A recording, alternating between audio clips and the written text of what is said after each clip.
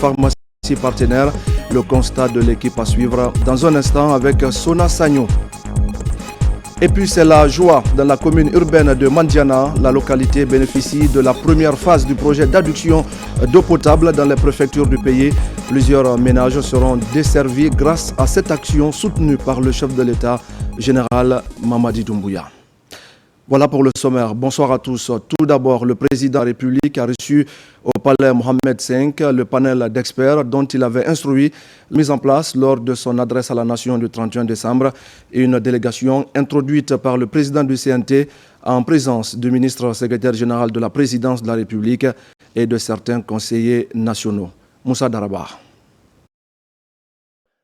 C'est un président de la République plus que jamais déterminé qui a reçu au palais Mohamed V en présence du président du CNT, le docteur Dansa Kourouma, et du ministre secrétaire général de la présidence, le général de division Amara Kamara, le panel d'experts mis en place suite à ses hautes instructions données lors de son adresse à la nation du 31 décembre dernier, en vue d'offrir à la Guinée sa nouvelle constitution issue du peuple.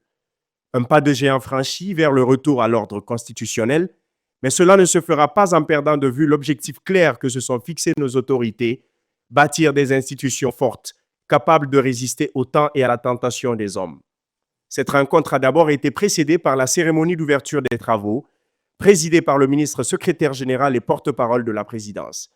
Dans son discours prononcé au nom du chef de l'État, le général de division Amara Kamara est revenu sur le contexte. Le 5 septembre 2021 reste gravé dans nos mémoires comme le jour où nos forces de défense et de sécurité ont pris la responsabilité de préserver l'intégrité de notre pays. Ce jour-là, des actions courageuses de nos défenseurs de la patrie ont conduit à la suspension de la Constitution en vigueur, tout en respectant fidèlement l'ensemble des accords, traités et conventions signés par notre nation. Dans cette période de refondation, nous avons eu l'opportunité de repenser notre cadre institutionnel afin de légitimer nos actions de gouvernance. C'est ainsi qu'une charte de la transition a été promulguée, ouvrant la voie à la création d'institutions solides qui résistent notre vie nationale. Ces institutions que nous avons construites ensemble sont désormais les piliers de notre démocratie renaissante. Aujourd'hui, nous assistons au lancement des activités d'un panel d'experts chargé de relire un avant-projet de constitution qui fera l'objet de discussions approfondies. Ce projet, qui est le fruit d'un travail acharné et d'une volonté commune, a été élaboré avec le souci constant d'intégrer les aspirations de chaque citoyen guinéen. Sous la vision éclairée du président de la République, le président Mamadi Doumbouya, nos conseillers nationaux ont parcouru notre vaste territoire pour recueillir les opinions et les souhaits de notre peuple. Cette démarche, en parfaite adéquation avec la vision du président, vise à doter notre pays d'une constitution non seulement qui nous ressemble, mais aussi qui nous rassemble. Je tiens à rendre hommage à l'ensemble des conseillers nationaux et à tous les acteurs qui ont investi temps et énergie dans ce travail colossal. Le manque de solidité des constitutions précédentes, ainsi que l'absence d'une véritable prise en compte des aspirations de notre peuple, ont été les principales causes des crises que nous avons traversées. En apprenant des erreurs du passé, notre président a une fois de plus donné mandat au Conseil national de la transition pour descendre sur le terrain et s'assurer que la voix du peuple soit entendue. Ce dont nous sommes certains est l'engouement qu'a suscité la tournée de vulgarisation à travers le pays, mais aussi à l'extérieur. Nous sommes aussi sûrs que de nouvelles contributions aussi pertinentes et enrichissantes ont été formulées pour améliorer le travail initial qui avait fait l'objet de vulgarisation. Je voudrais ici inviter Monsieur le Président du Conseil national de la transition à intégrer les nouvelles observations et les mises à jour issues de notre dernière tournée, avant même que le panel des experts ne débute ses travaux, pour rester conforme à la vision de son Excellence, Monsieur le Président de la République, chef de l'État. Ce processus est bien plus qu'un projet. Une constitution robuste est un fondement essentiel pour garantir la pérennité de notre démocratie et la protection des droits de tous les Guinéens. Il est donc impératif que ce travail que nous entreprenons ensemble soit bâti sur des principes de transparence, d'intégrité et d'inclusion. Le président de la République a pris la sage décision de soumettre l'avant-projet à une relecture par un comité d'experts nationaux reconnus pour leurs compétences et leur savoir-faire.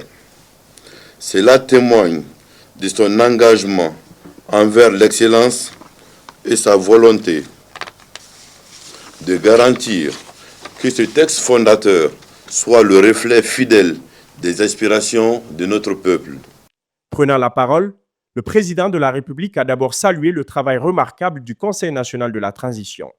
Puis, il a invité le groupe d'experts composé d'éminents magistrats, d'économistes, d'acteurs de la société civile et de juristes de renom à mettre la Guinée au-dessus de toute considération partisane.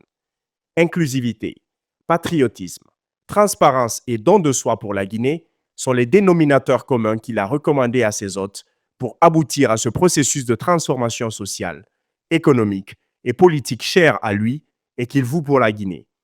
Le président du CNT, qui a introduit ce comité consultatif auprès du chef de l'État, revient sur le processus de choix et le profil des compatriotes investis de cette noble mission.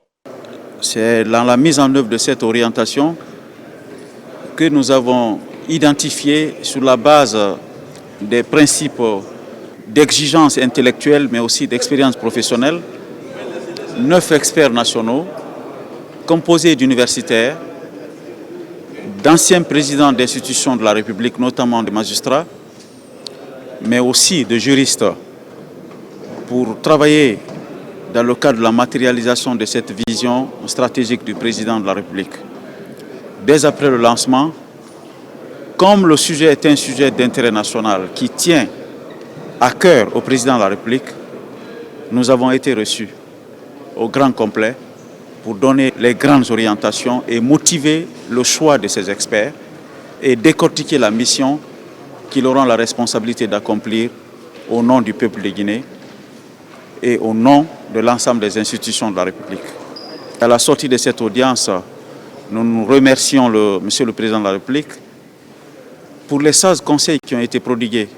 Le chef de l'État veut une meilleure qualification de la nouvelle Constitution, comme il l'a annoncé lors de son adresse à la nation. Citation. « Il est de mon devoir de m'assurer que le projet final qui sera soumis à référendum reflète pleinement et sans réserve les réalités sociopolitiques, les aspirations de développement et les ambitions des générations futures. C'est pourquoi j'envisage de recueillir l'avis d'un panel d'experts guinéens reconnus et incontestables en matière constitutionnelle sur l'avant-projet de constitution avant que le projet de constitution ne me soit transmis officiellement par le CNT. Ce panel d'experts sera chargé de faire des propositions d'amélioration afin de nous éviter, lors de la campagne référendaire, de débattre de l'inutile pour aller à l'essentiel en vue de l'adoption définitive de la Constitution par le peuple souverain de Guinée. L'objectif de cette démarche est clair et simple. Disposer d'une Constitution solide, socle de notre avenir commun. » Fin de citation. Ainsi, sera réécrite l'histoire et seront posées les bases d'une véritable refondation, celle d'une Guinée exorcisée de ses vieux démons que sont l'ethnie, la région et la religion. La prochaine constitution devra donc servir de rempart pour atteindre cet idéal, constituer surtout le véritable socle d'un avenir commun où la Guinée connaîtra assurément de meilleurs jours. Merci à Moussa Daraba. Audience du président du Conseil national de la transition, Dr Dansa Kourouma, a reçu lundi une délégation d'investisseurs togolais et ce mardi, l'ambassadeur d'Égypte en Guinée. Ces différents hôtes ont exprimé au président du CNT leur volonté de renforcer la coopération bilatérale avec la Guinée. C'est un compte rendu de Abdel Diallo. Tout d'abord, c'est l'ambassadeur de la République arabe d'Égypte en Guinée qui vient rencontrer Dr Dansa Kourouma. Au menu de discussion, le renforcement des relations bilatérales entre Conakry et le Caire. Le diplomate égyptien a saisi l'opportunité pour présenter à l'organe législatif l'intention de son pays à accompagner la Guinée dans divers domaines stratégiques. Il s'agit notamment de la dynamisation de la coopération sud-sud à travers les parlements des deux pays visant à instaurer une relation plus féconde. Il y a un projet qu'on essaye de faire un groupe d'amitié entre les deux parlements. Et on va travailler dessus parce que vous savez, les relations entre les parlements, ça renforce les relations entre les pays. Ce n'est pas seulement les relations entre les ambassades, mais il y a aussi les parlements, ça représente les peuples. Et parfois, il y a des problèmes des petits problèmes, que c'est toujours avec les parlements, ça passe plus vite. Alors, on va travailler dessus. Ce groupe d'investisseurs togolais qui a été reçu en audience par Dr Dansa Kourouma. Dans leur agenda, ces Togolais offrent plusieurs opportunités d'investissement aux différents acteurs économiques guinéens. Les échanges ont porté sur de divers sujets et de diverses opportunités d'intervention dans le secteur d'investissement, notamment les logements sociaux, les infrastructures routières, l'industrie, l'agroalimentaire. Dr Dansa Kourouma salue l'esprit d'ouverture de ses hôtes et les rassure de la détermination de son institution à accompagner toute initiative visant à favoriser une coopération bénéfique pour chaque partie. On en vient maintenant à ce programme d'aguerrissement commando pour les sous-officiers de l'armée guinéenne. Pendant plusieurs mois, ces militaires d'élite ont été soumis à de rudes épreuves physiques et mentales, ce qui leur a donc permis d'acquérir des compétences essentielles pour l'accomplissement de leur mission. Ils reçoivent leur diplôme au cours d'une cérémonie grandeur nature aux écoles militaires de Manéa. Adjudant Abdul Kader Kamara, correspondant de la presse militaire. L'AGA, c'est la dénomination de cet aguerrissement commando. Il est destiné aux sous-officiers des forces armées guinéennes en vue d'améliorer leurs capacités opérationnelles. Pendant plusieurs mois, ces stagiaires ont acquis des connaissances théoriques et pratiques axées sur les techniques de commandement en situation difficile et le renforcement de la cohésion au sein d'une troupe au combat. Aujourd'hui, ils reçoivent leur brevet de fin de stage aux écoles militaires de Manéa. Nous sommes convaincus que ce que vous venez d'acquérir comme capacité vous sera utile, non seulement dans cette école, mais aussi au-delà. À messieurs les instructeurs qui ont accepté de sacrifier leur temps, sans réserve aucune, afin de donner la meilleure qualité de formation, ce que vous avez accompli, nul besoin de rappeler que c'est aussi une démonstration de votre sens élevé de patriotisme. Soyez-en remerciés. Ces formations souvent modulaires et adaptées en fonction de l'unité sont à base de renforcement de la condition physique, d'apprentissage des techniques particulières, techniques de combat, commando, techniques d'évolution en montagne, etc. Par des cours adaptés, tir spécifique en pirogue, avec des forts dénivelés, etc. Déplacement en fonction du terrain, vie en campagne, adaptée à l'environnement. Initié par la hiérarchie militaire, ce stage d'aguerrissement vise à accroître les capacités opérationnelles des soldats pour mieux accomplir les missions de défense et de sécurité. Les stagiaires se disent déterminés à assumer leur rôle au sein d'un groupe de combat. Le stage d'aguerrissement, ça se vu. Seuls les guerriers peuvent parcourir. Ce n'est pas qui le veut, mais qui le peut. Je remercie l'encadrement. De fait, ils m'ont donné le courage de tenir jusqu'à maintenant là. Le personnel féminin dans un stage, ça remonte le moral des hommes. L'ambiance était totale du début jusqu'au jour d'aujourd'hui parce qu'on a traversé tous ces moments durs et forts ensemble et ça nous a permis aussi de cultiver la cohésion, l'esprit d'équipe et surtout le dépassement de soi. Ce programme d'aguerrissement prépare les soldats à opérer dans des environnements complexes et extrêmes. Il contribue également à maîtriser la fatigue et le stress tout en développant des qualités essentielles telles que l'audace, l'intrépidité, la prise de risque et la capacité de poursuivre une mission avec des moyens.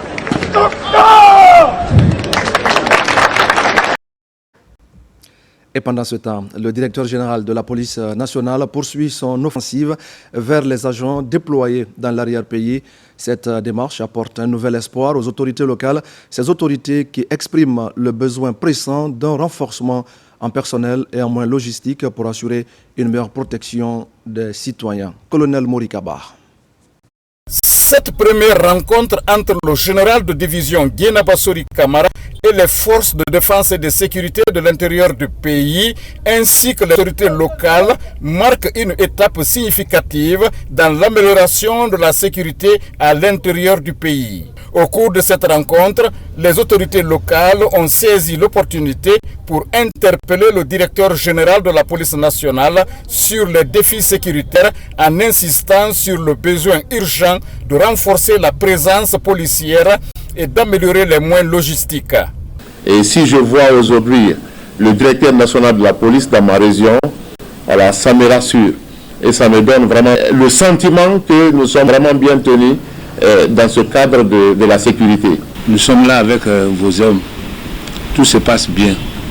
Cancan, c'est une grande région, on a une grande frontière.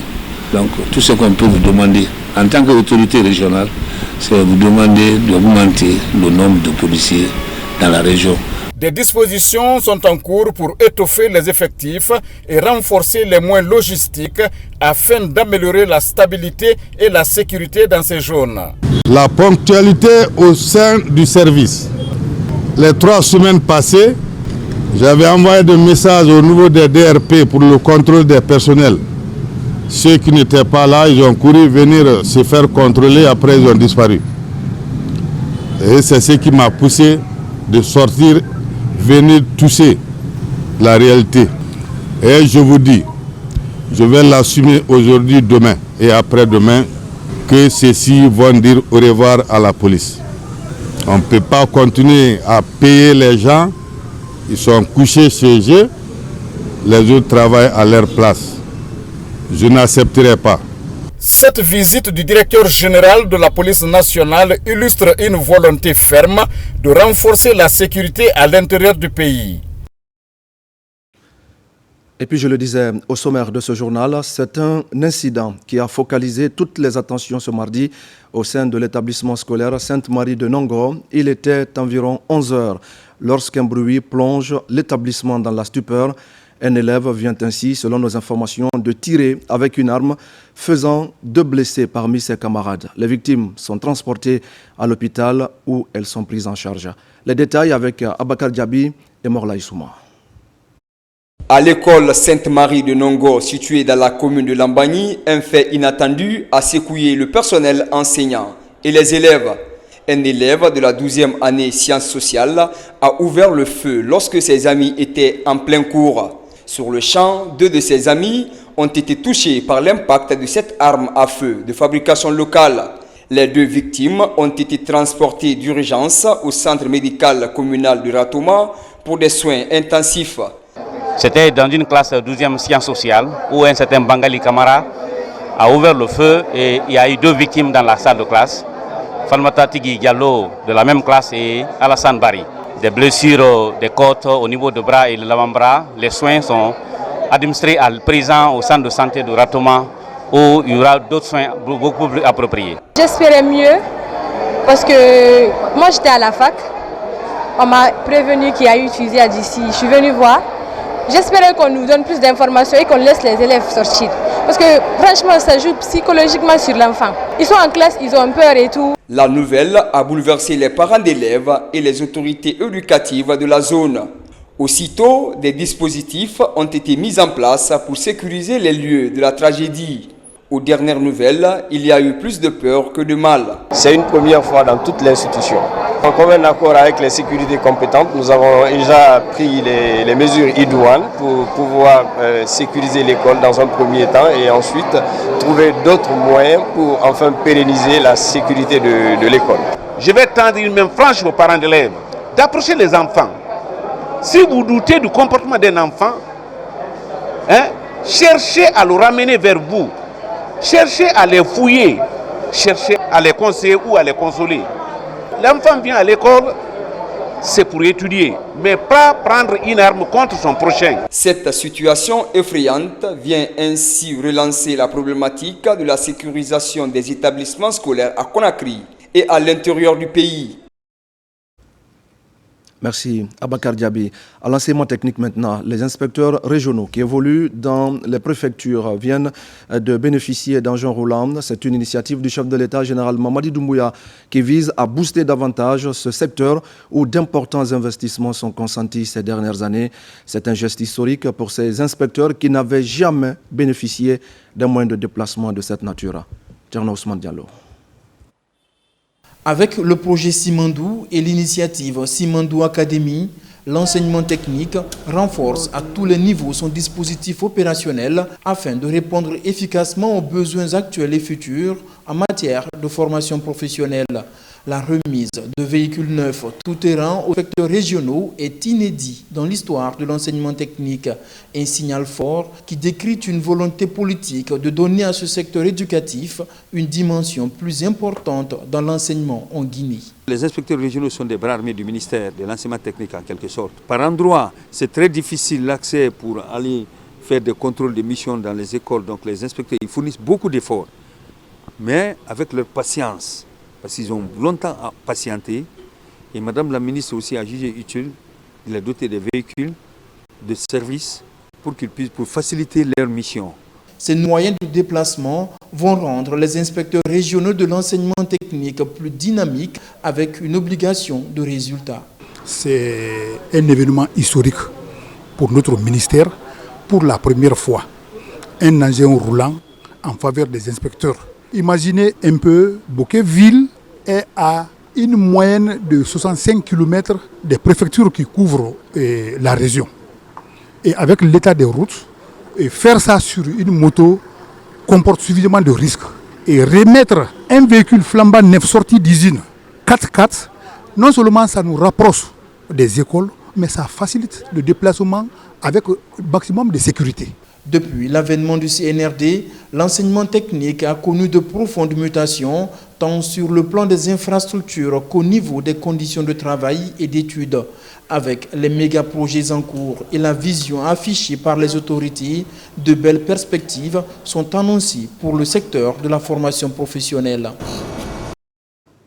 Au même moment, les travaux de la Commission nationale de recrutement et de promotion des enseignants du supérieur sont officiellement lancés à Conakry. La cérémonie est présidée par le ministre de l'Enseignement supérieur, de la Recherche scientifique et de l'Innovation. L'objectif pour les autorités est de promouvoir l'enseignant-chercheur tout en qualifiant l'enseignement supérieur de notre pays. Mounir Bari pour des explications. Le consentement éclairé du patient au centre d'une compétition interuniversitaire à Conakry. Ce concours de plaidoyer a réuni les étudiants en droit et en santé venus des différentes universités de la capitale.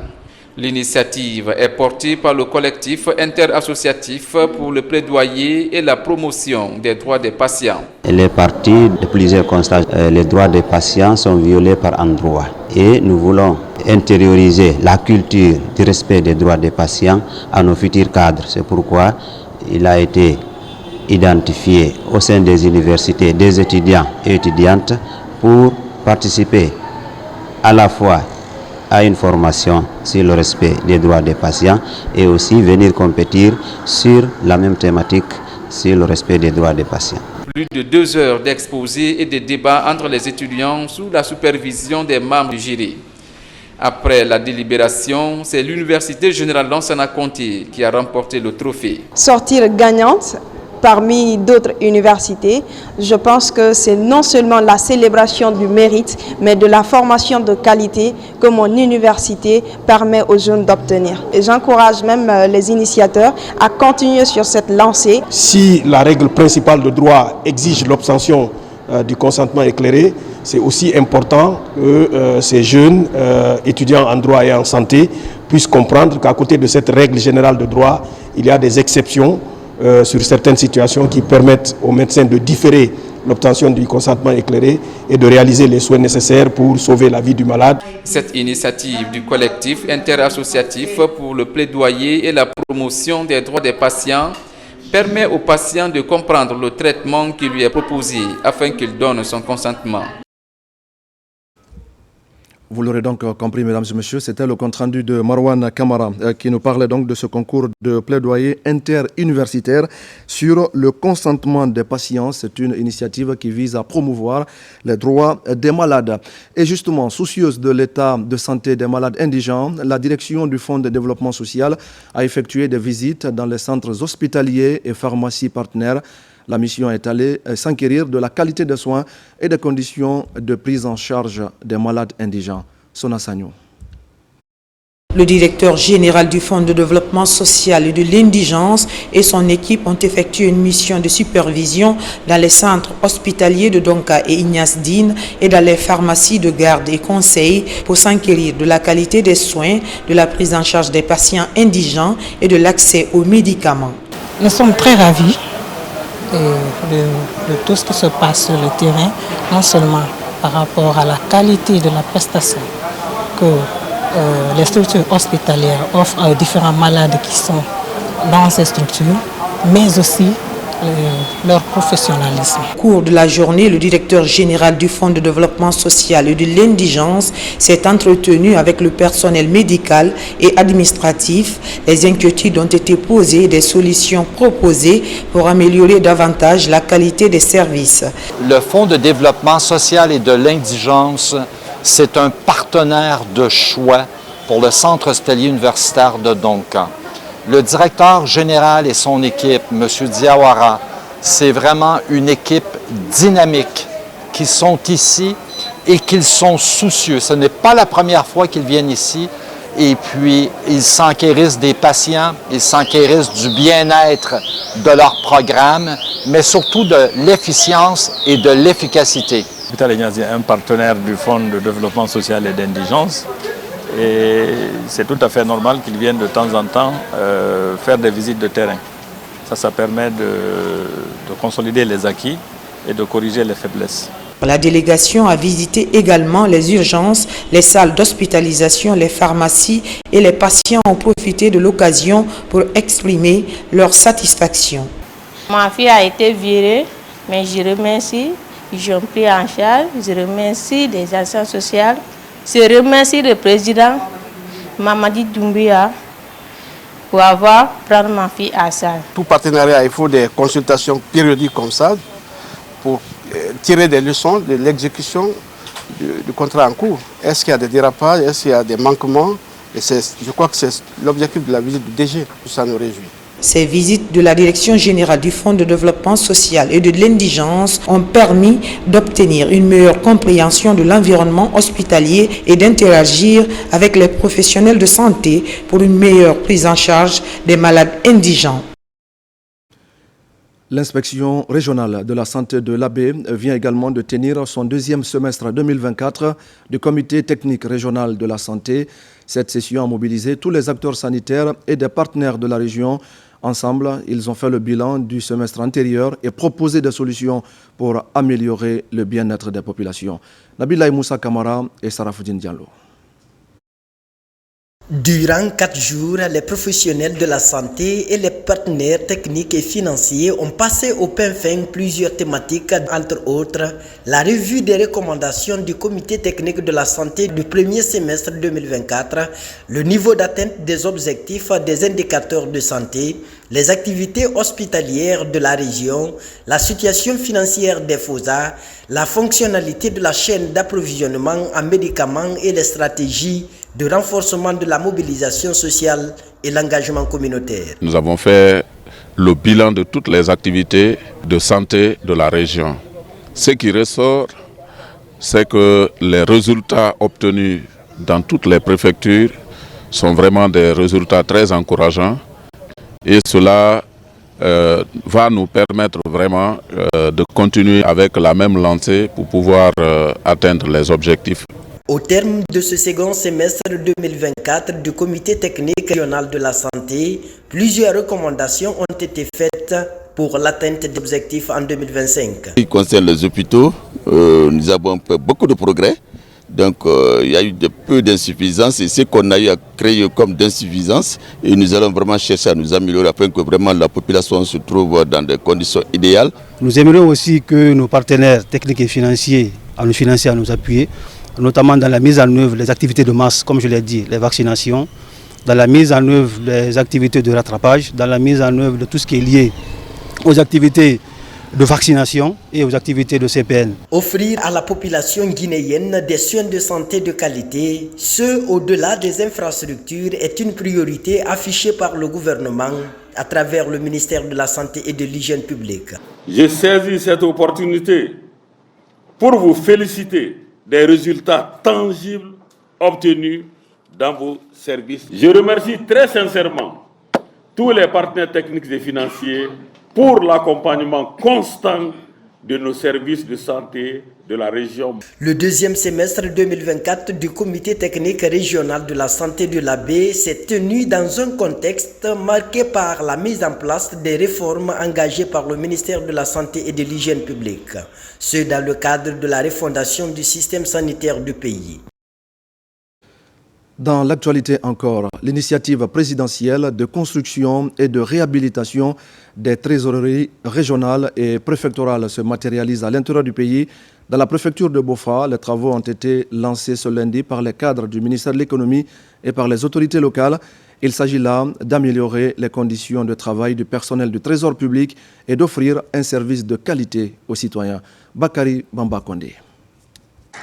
À Bofa, les travaux de construction de la trésorerie préfectorale sont lancés. Ce matin, les autorités de la préfecture ont posé la première pierre de l'infrastructure. Sur initiative du président de la République, à travers le ministère de l'économie et des finances, ce projet vise à moderniser les infrastructures publiques et à améliorer la gestion financière au niveau local. L'objectif général est de rapprocher les administrations vers les populations à la base. Donc pour un certain nombre de transactions, si les populations étaient obligées d'aller vers la région, c'est-à-dire Boké ou d'aller vers Conakry, la construction de la trésorerie préfectorale fera que les populations dorénavant pourront avoir accès à ces services sur place ici à Bofa. Sur cette superficie de 159,800 m², les travaux comprendront la construction de la trésorerie et la résidence du trésorier principal pour une durée d'exécution fixée à 12 mois, financée entièrement par le budget national de développement. Ce sera un bloc administratif qui composera du bureau du directeur du Trésor et puis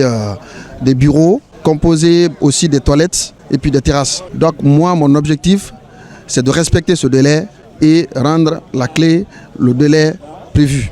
Avec cette initiative, l'État espère également renforcer la transparence financière et lutter contre la corruption en améliorant les systèmes comptables et en facilitant l'accès à l'information pour les citoyens. Cela me donne le sentiment d'une mission de refondation effective.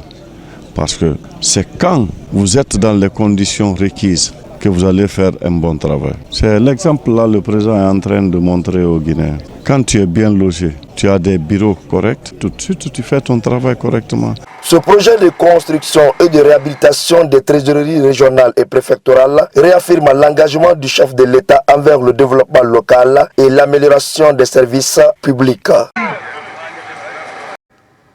Et pour sa part, le ministre de l'économie et des finances était ce matin dans la préfecture de Koya et Fourikaria. C'était pour procéder à la pose de la première pierre des trésoreries préfectorales. La démarche vise donc à améliorer les conditions de travail des structures déconcentrées, mais aussi à redorer l'image de l'administration à la base. Mamadi Gassama. Ce sont respectivement les préfectures de Koya et Fourikaria qui ont été choisies par le ministre de l'économie et des finances pour le lancement des travaux de construction et de réhabilitation des trésoreries régionales et préfectorales. La construction de ces édifices intervient donc comme une réponse aux différentes recommandations issues des désimmersions à l'effet de doter l'administration déconcentrée d'un cadre de travail idéal. La région constitue la plus grande partie de la population où l'essentiel de nos concitoyens vivent. Et donc, il faut une réponse adaptée aux besoins de cette population à la base. Donc, c'est l'occasion pour moi de remercier le président pour sa vision éclairée, remercier le Premier ministre, remercier l'ensemble du gouvernement à l'effet de continuer à consolider un socle de développement à la base, pour que nos populations sachent que l'État existe autant à Conakry, autant en déconcentré. Bâtis sur des superficies de 1000 m², ces édifices, une fois réalisés, apporteront une valeur ajoutée et contribueront à redorer l'image des administrations à la base. Les travaux qu'on a commencé à Fourkaria et à Koya, c'est le même plan type. L'ouvrage est composé d'un bloc administratif, de logement du directeur préfectoral de la trésorerie de Fourkaria. Le bloc administratif est composé des bureaux individuels, des bureaux partagés, des grandes salles de réception, des salles d'attente et une cave de 2 cabines composées du caveau et de local technique. Cette cérémonie de pose de la première pierre se déroule simultanément dans les 33 préfectures du pays. Elle bénéficie d'un financement du budget national de développement, BND. Merci à Mamadi Gassama. Et puis je le disais tout à l'heure, les travaux de la Commission nationale de recrutement et de promotion des enseignants du supérieur sont officiellement lancés à Conakry. La cérémonie est présidée par le ministre de l'Enseignement supérieur, de la Recherche scientifique et de l'Innovation. L'objectif est donc de promouvoir l'enseignant-chercheur tout en qualifiant l'enseignement supérieur de notre pays. Mounir Bari. Les travaux de la session de la Commission nationale de promotion du personnel de l'enseignement supérieur s'ouvrent à Conakry dans une dynamique de grandes réformes engagées par le département. La rencontre vise à régulariser le processus de recrutement ou encore d'authentification des diplômes. Ceux qui sont détenteurs de PhD, donc de doctorat, et qui veulent enseigner dans les différentes institutions d'enseignement supérieur de la République de Guinée n'ont pas à faire de concours ni de tests. Ils passent par ces différentes commissions-là pour intégrer les institutions d'enseignement supérieur. La CNRP exhorte tous les recteurs et directeurs généraux à se tenir constamment prêts à assurer avec efficacité la promotion académique de leurs enseignants-chercheurs. Les membres de la commission sont appelés à faire preuve de proactivité et de disponibilité pour promouvoir la recherche scientifique, l'enseignement et l'innovation dans le secteur. Le président de la République a autorisé le recrutement d'enseignants-chercheurs de niveau PhD guinéens et étrangers. Et la session de cette fois va permettre justement de régulariser le processus conformément à nos textes de nos compatriotes guinéens qui ont été recrutés à la fonction publique, qui doivent être évalués par des pairs et aussi au niveau de la CNRP. La Commission nationale de recrutement et de promotion du personnel de l'enseignement supérieur est une instance consultative relevant du ministère de l'enseignement supérieur. Elle reçoit et évalue les demandes de recrutement et de promotion du personnel enseignant, surtout les détenteurs de PhD.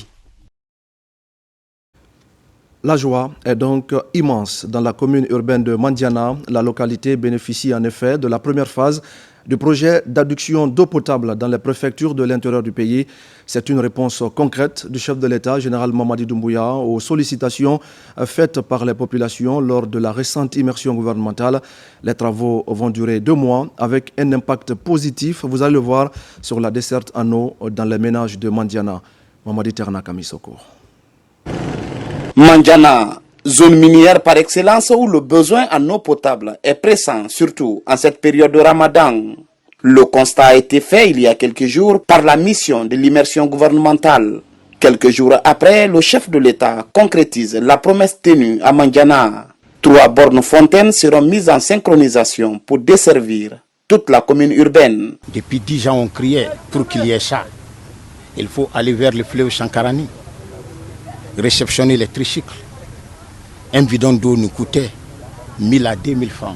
Mandiana ne va plus crier les questions d'adduction d'eau. Aujourd'hui, c'est un grand jour pour Mandiana, dans la mesure où nous venons assister au lancement des travaux de 3 bornes fontaines à Mandiana, offerts par son Excellence le général d'armée Mamadi Doumbouya. Ce projet, qui s'inscrit dans le cadre des priorités gouvernementales, sera réalisé par l'entreprise Marinex Group dans un délai de 2 mois. Il permettra de renforcer la capacité de production existante en atténuant la souffrance de la population. Marinec Group s'engage à réaliser ce projet avec une garantie dans un délai qui est de 2 mois. Disons en fin avril, ça trouvera que le projet est terminé. On va suivre le cours du projet avec des travaux précis pour qu'on arrive à terminer dans les brefs délais. Suite à la récente immersion gouvernementale qui s'est passée il y a un mois, le ministre de l'énergie, de l'hydrocarbure et de l'hydraulique a pu constater le manque d'accès à l'eau potable. Suite à cela, monsieur le ministre, sous sa supervision, nous a mandaté de venir commencer les travaux pour qu'on puisse au moins répondre ces engagements par des actes très concrets sur le terrain. Mandiana devient ainsi le point de départ d'un vaste programme d'adduction d'eau potable dans les villes de l'intérieur du pays, piloté par le ministère de l'Hydraulique. Dans les prochains jours, Bokeh s'apprête à accueillir la même action d'amélioration d'accès en eau potable. Et de Mandiana, nous partons pour la baie et nous allons sur place évoquer la lutte contre la dégradation des écosystèmes. L'ONG Guinée Écologie vient de remettre des équipements agricoles dans la localité de Kata, commune rurale de Noussi. Le geste vise à développer des pratiques agricoles plus écologiques et plus respectueuses de l'environnement. Mamadou Alpha Baldé et Sarafoudine Diallo. Promouvoir l'éco-citoyenneté en milieu rural passe avant tout par la fourniture de matériel agricole et avicole en phase avec les besoins des communautés à la base. Dans le secteur de Kata, dans la commune rurale de Noussi, des grillages, brouettes, des semences, mais aussi des ruches et autres sont offerts par l'ONG Guinée Écologie. Nous évoluons déjà depuis une dizaine d'années à Kata et aujourd'hui nous sommes là pour faire une remise de matériel qui va servir aux communautés dans leurs activités génératrices de revenus. Parce que c'est une espèce phare qui est connue ici à Kata, qui est le chimpanzé d'Afrique de l'Ouest, qui est en danger critique d'extinction. Donc nous appelons vraiment la communauté à œuvrer dans le sens de la protection de cette espèce. Cet accompagnement de Guinée Écologie s'inscrit dans la dynamique du renforcement de la lutte contre les actions anthropiques dans l'arrière-pays. Depuis longtemps, Guinée Écologie nous assiste dans le domaine de la santé scolaire et autres. Si aujourd'hui, il nous donne ces matériels agricoles, c'est pour nous concentrer sur nos jardins, avec les femmes pour protéger la forêt et ses habitants, surtout les chimpanzés. Ce matin, monsieur le sous-préfet, chère population de Kata, de la remise des matériels avicoles et agricoles à l'association locale qui est là, dans le cadre de la restauration de l'environnement et de la protection des chimpanzés. Au nom de vous les bénéficiaires, nous disons à cette ONG merci et félicitations. Nous nous engageons également en votre nom que ces matériels seront utilisés à bon escient. La protection de l'environnement est un combat de jour. Kata est une zone sensible.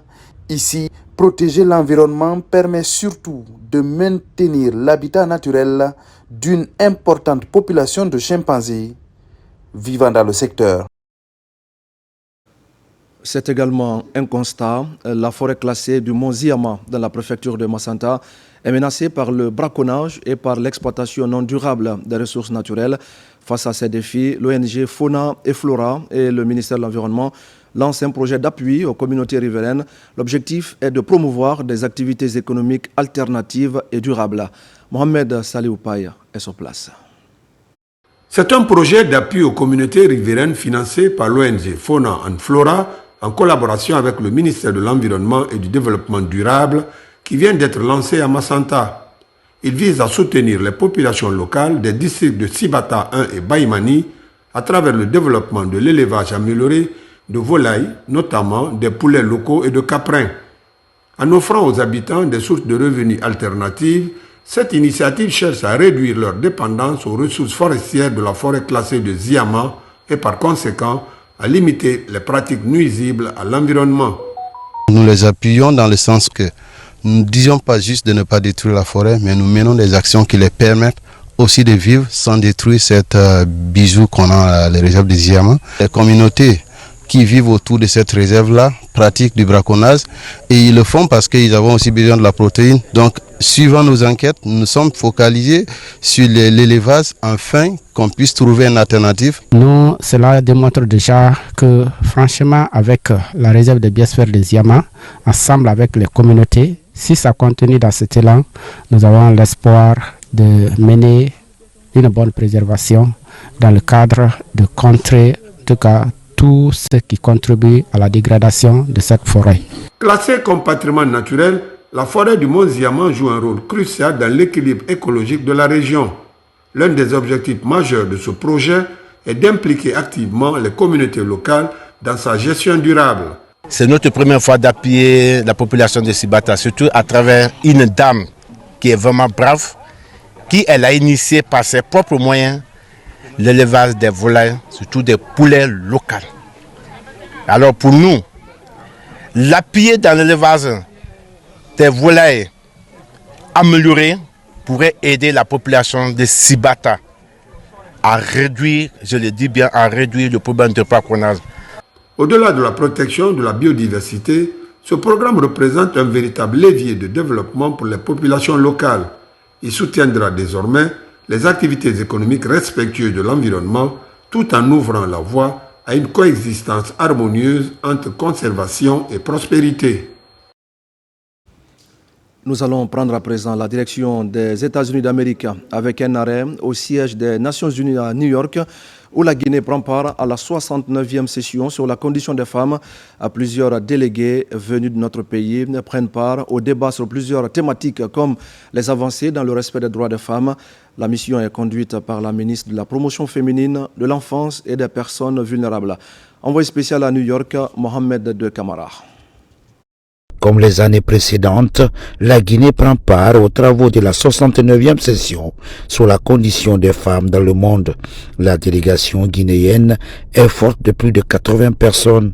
Cette importante présence de la Guinée à cette session de 2025 matérialise la volonté des autorités de la Guinée, à sa tête le général président Mamadi Doumbouya, d'accorder une place de choix à la promotion et à la protection de la Guinéenne. On a vu que les résolutions qui étaient en attente ont été adoptées à l'unanimité. Maintenant, les débats généraux vont continuer entre aujourd'hui et demain. Et ce qu'il faut retenir, c'est que la Guinée va, en marge de cette session, organiser un événement parallèle le 14 mars en mettant en avant le capital humain. C'est une excellente session qui suscite beaucoup d'intérêt dans le cadre de la défense des droits des femmes et de l'autonomisation. Au cours de la session, les avancées en matière de respect des droits des femmes seront rappelées, notamment au cours de l'événement parallèle organisé par la Guinée. Avec l'arrivée de M. le Président de la République générale Mamadi Doumbouya, il y a beaucoup de choses dans l'investissement au niveau du capital humain féminin. Par exemple, il a mis en place un fonds d'appui aux activités économiques des femmes qui vient appuyer les femmes entrepreneurs et celles même qui ne sont pas entrepreneurs à aller vers des activités génératrices de revenus.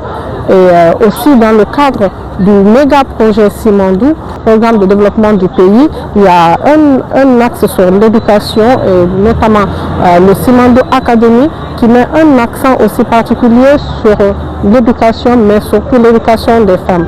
Il y a 20% d'exploitation de la mine qui vont aller exclusivement dans l'éducation, mais les 25% seront réinvestis sur les filles qui vont évoluer vers le métier de STEM. Le lancement de cette 69e session a permis à la délégation guinéenne, conduite par la ministre de la Promotion féminine, de l'enfance et des personnes vulnérables, de faire une réunion de cadrage. L'idée est de mettre tous les membres de la délégation au même niveau d'information, une manière pour les délégués de faire une participation remarquable à cette rencontre mondiale. Dans le reste de l'actualité, l'ambassade de la République de Guinée au Royaume-Uni, de Grande-Bretagne, de l'Irlande du Nord, de l'Irlande et de l'Islande a célébré le 8 mars avec la communauté guinéenne Un panel d'échange est initié ainsi qu'une rupture collective de jeunes avec des bénédictions pour la Guinée et pour les Guinéens. Makeme Donzo. Le 8 mars de chaque année est une occasion de réflexion, de reconnaissance et d'engagement au Royaume-Uni.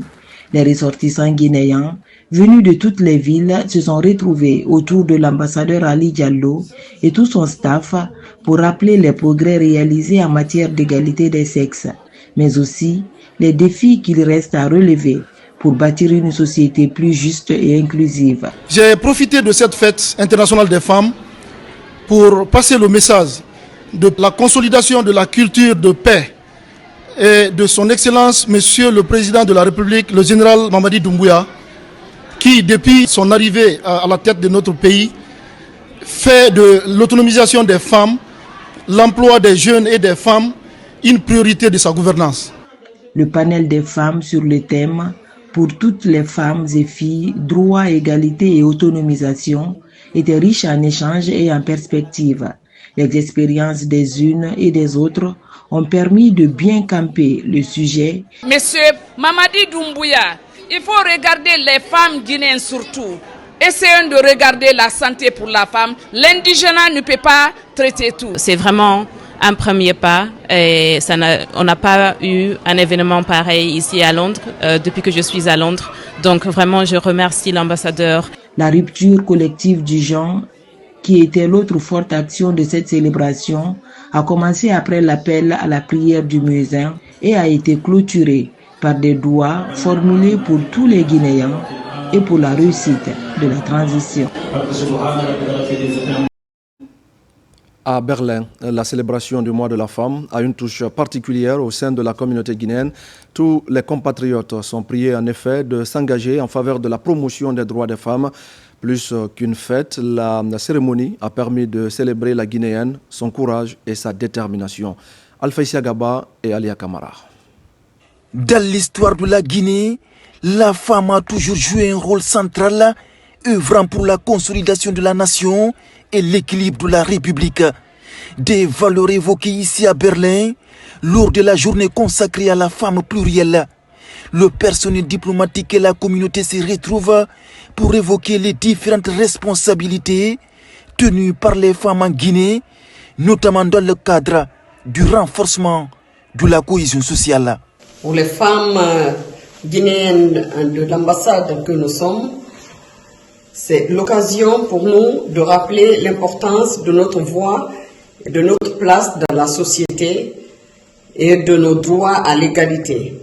Nous saluons les efforts de la Première Dame, Madame Lauriane Doumbouya, pour son engagement en faveur des droits de la femme et leur rôle central dans la refondation actuelle de la Guinée. Au sein de cette forte communauté guinéenne, la célébration revêt un caractère exceptionnel et une saveur particulière sur fond d'engagement. Jeunes sages promettent de renforcer l'esprit de solidarité. L'autonomisation des femmes et des filles fait partie intégrante de la vision de son Excellence, le général Mamadi Doumbouya, président de la République. Il a posé les fondations d'un environnement propice à l'épanouissement des femmes dans tous les domaines de la vie socio-économique. Il y a tout juste 2 jours où 12 femmes ont bénéficié de la confiance du chef de l'État en les responsabilisant en tant que chef de cabinet dans les différents ministères de la République. À Berlin, la communauté guinéenne reste soudée et attachée aux valeurs de la République. La Guinée demeure ce dénominateur commun pour lequel tous les sacrifices et engagements en faveur des femmes sont les bienvenus. Retour en Guinée pour dire que le service genre et équité du ministère de la Jeunesse et des Sports a organisé également un panel sur la problématique de la formation des femmes et l'autonomisation financière des services genre de tous les départements ministériels. C'est pour permettre à ces entités d'accomplir correctement leur mission. Le panel a été doublé d'une lecture du Saint-Coran pour renforcer la paix et l'unité en Guinée. Moussa Komara. La prise en compte des dynamiques de genre et la lutte contre les inégalités femmes-hommes dans le monde professionnel constitue un enjeu majeur. C'est dans ce contexte que les femmes du ministère de la Jeunesse et des Sports prennent la parole pour interpeller le pouvoir public à renforcer l'autonomisation des services genre et équité créés dans les départements ministériels. Si ces services-là sont érigés en direction générale, quand on a une ligne budgétaire, certainement tout ce qu'on veut faire, on pourra essayer de faire parce que le problème de genre, de l'égalité, c'est entre femmes et hommes. Ce panel est aussi l'occasion pour ces femmes de louer les efforts du gouvernement dans la promotion des femmes aux postes de décision. La sous-représentation des femmes dans les secteurs clés et la formation sont aussi abordées. La femme doit se mettre à niveau à tout moment. Quand je prends ces instances sportives, si je prends l'exemple du Comité national olympique, sur les 13 membres, quand même il y a 5 dames qui sont responsables au sein du bureau exécutif. C'est encore lent, mais ce n'est pas rien. Mais il faut se former. Présent à ce panel, le secrétaire général du département a invité les femmes à se former pour mériter les postes de décision. Investissez-vous sur la formation. Arrêtez d'attendre qu'on vous donne. Si vous estimez que nous partons dans les mêmes écoles, nous avons les mêmes facultés mentales, nous suivons les mêmes processus, ça veut dire que nous avons les mêmes droits, ça veut dire que nous pouvons faire les mêmes choses. Ce 8 mars est l'occasion pour ces femmes du département de la jeunesse et des sports de dénoncer les violences faites aux femmes. Une lecture des Saint-Courans et des prières pour consolider la paix et l'unité nationale ont ponctué la rencontre. Le responsable de la société Alport Conakry profite également de ce mois de mars pour célébrer le savoir-faire des femmes qui évoluent dans la conduite des engins lourds et autres pratiques professionnelles réservées aux hommes. Les responsables sont engagés à promouvoir l'égalité des genres et à renforcer l'autonomisation des femmes au sein de la société. Nabila Moussa Kamara et Suleiman Kaba. Le mois de la femme est célébré sur le terminal conventionnel du port. Dans les bureaux comme sur le terrain, l'engagement est collectif pour promouvoir l'égalité et renforcer l'autonomisation des femmes. C'est ce métier que j'ai choisi dans ma vie, conductrice du cru. Ça fait des années que je me débrouille ici. Je plaide auprès du président de la République pour nous aider en tant que femmes. Pour mettre en lumière le savoir-faire professionnel des femmes, des politiques sont mises en place. Des politiques qui favorisent un environnement de travail équitable pour ces femmes, qui ne cessent d'ailleurs d'impressionner les hommes à travers la qualité de leurs prestations.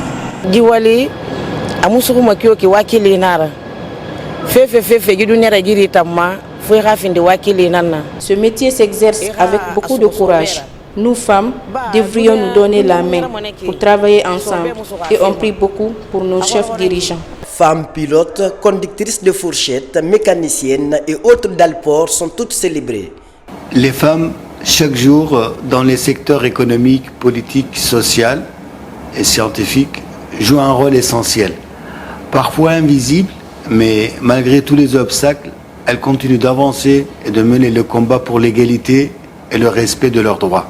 Nous rendons hommage à toutes les femmes du monde entier, spécialement aux femmes du monde portuaire, leur reconnaissance et leur contribution inestimable qu'elles apportent à nos sociétés, à nos communautés et à nos entreprises. Née des luttes ouvrières du début du XXe siècle, cette journée internationale des femmes symbolise le combat universel pour la justice, l'égalité et la reconnaissance du rôle essentiel des femmes dans tous les secteurs de la vie. Et voilà, mesdames et messieurs, c'est la fin de ce journal. Merci à tous de l'avoir suivi. Je vous retrouve demain pour d'autres actualités de la Guinée, notre paradis, terre de richesse et d'innovation. Je vous souhaite de passer une belle soirée en compagnie de nos programmes.